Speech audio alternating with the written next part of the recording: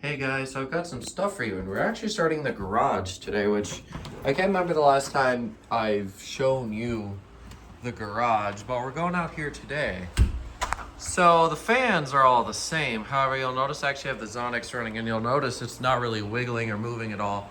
That's because probably about a week ago, I went up there, I took it down temporarily, and what I ended up doing to stop the wobble, first of all, we flipped around the crossbar that we were using, and then we also put some rubber up against the top of the mounting bracket so it actually sits flush. So now the fan doesn't really move at all on any speeds, which is great. So now I'm once again running this thing permanently because it's not rocking and making that noise. I'm sure it was fine, but I just didn't really like running it because it annoyed me, but now it's a lot better, so that's good. The lanai is still the same, and then we actually are using the this outside today, and a lot because it's really useful to blow all the heat out of the garage, and that fan was designed to be in those harsh environments, so it's the perfect fan for the space. Well, either that or the Pro Standard I've got downstairs, but I don't feel like lifting that whole giant thing upstairs, so that's just gonna stay down there. Anyways, I'll take you upstairs to my room quick, just to just sort of show you something here. So once again, everything is basically the same. The only real difference is that there's more books on the shelf now, because I finally was able to go ahead and get all the progress stuff from last year and the start of this year. Obviously, all their new stuff that just came out is something that's on my list. The new Matthews catalog is also on my list, and the Kitzler supplements for this year is also on my list. And that's really about everything I still need for this year. Then I'll be done with catalogs until next year. I did get the new Hinckley, that's also down here. But anyways, you'll notice I moved the binders. I figured since I had this one over here, I sort of make this a cute little binder corner. I actually think it looks kind of decent, even though it's just crap lying on the floor. So anyways, as for what's going to happen with these mini catalogs, because as we continue to get more, obviously these are all going to get kicked off. So I was thinking I would just clear off that shelf on that red thing and just put the catalogs in there, since it would still basically be part of the whole fan display. So that's what I'm going to be doing with those. And that's the only real thing that I brought you up here to show you, is just those couple of things. And also, if anybody was wondering how the catalogs are doing, I did a count again yesterday, and I believe I'm at like 1,085 or something like that. So by the end of the year, we'll be at 1,100 probably.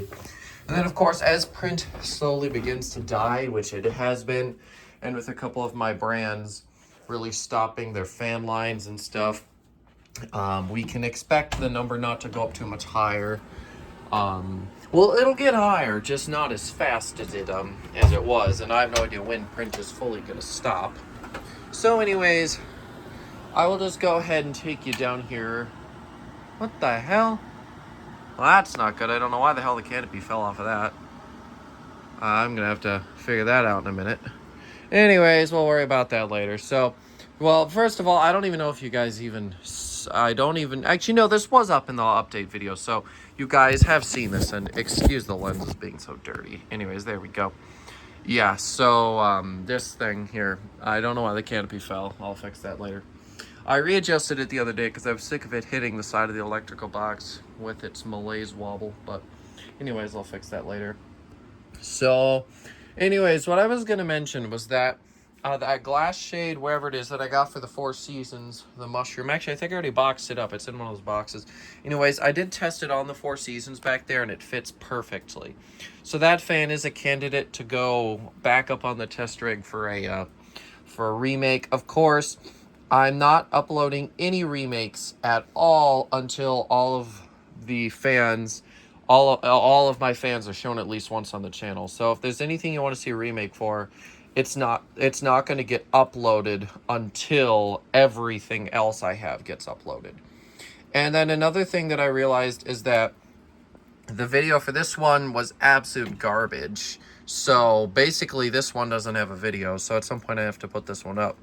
But I'm honestly kind of waiting to put this one up, mainly because this fan is an excellent performer. It's really surprised the crap out of me. So I kind of want to buy one of those CFM testers like Dan has, because he sent me the chart. So I would, and I've already got a calculator around here somewhere, so it'd be really, really easy to test CFMs on these things. So I'm kind of tempted to go ahead and buy one of those, and I don't really want to put this up until I do that, because some tells me this fan might actually impress me a little bit. I want to see where it stands on the chart, so that's just why I'm sort of waiting to put anything else up. And then, of course, once I get the CFM tester, you know, I've got the kilowatt, I got the CFM, and I've even got the tachometer around here. So at that point, I'll probably get off my ass and staple some paper or something up here, so it'll become easier for me to test, well, or I should say, see how the RPMs on the fans again. The reason I stopped doing that was because I was just never getting a good reading against the basement ceiling, so I just got to go up there and put some up there so it can actually, like, reflect off of it, so it'll be easier to see. So all that sort of stuff hopefully will be happening soon. I never did end up putting up that Turn of the Century Mercury series either. I got to figure out exactly how to wire that sucker up before I do anything else. And that's one thing I hate about any sort of vintage fan with uplights. The one exception that I've discovered so far is the SMC Crystal Air over there. But the rest of them are just such a pain in the butt with all their separate wires and crap. So that's always a lot of fun. So if you don't have the manual, or you don't just have a lot of time or anything, it's a really annoying process to try to go through. But anyways, I won't ramble too much more. There's nothing else really different around here. I mean, I found this fan brace thing while we were going through my grandparents. I should say my dad found it and brought it home. So yeah, I do believe that's about it. I haven't really changed anything else. I don't really intend on changing anything else either. This is basically how the collection is just going to stand for a little while. I wouldn't expect many more ceiling fans to come home, or really anything at all like that. So yeah, with that, I'm going to go ahead and end this video. I really just wanted to show you a couple things. And also, before I go, I'm going to mention that Dan has started to upload some of the videos from when I was in Madison. So whenever his goes live, if you see that it's a collaboration with me, and you see or hear me in the video, or he mentions that I'm in the video, go ahead, if you want to see my perspective, go ahead and check out my channel, because as soon as I see his go up, I upload mine.